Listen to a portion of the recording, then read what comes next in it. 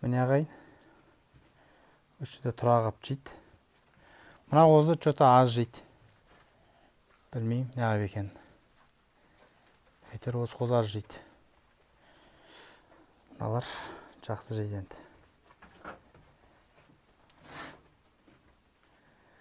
Осы октябрьдің 10-на дейін үште тұрады.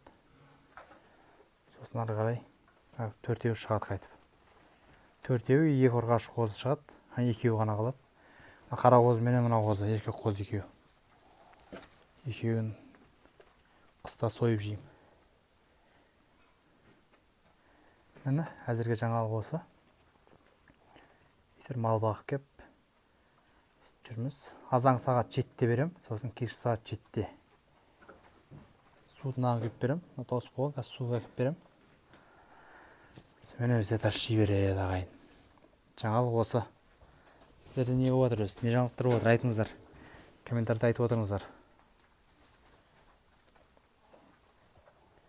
Күнде шаруашылық бар, тауық ұстайды, құс ұстайды, қой бордақылайды. Видеоларыңызды жіберіңіздер. Каналға шығарып, халыққа мотивация болсын. Көрсетіп отырайын. Описанияға номер қалдырам, WhatsApp номер. Соған хабарласып, видеоларыңызды жіберсеңіздер болады. Каналға шығарам. Бірге дамиық бәріміз. Алға қаза келі, тек қана сәттілік болсын.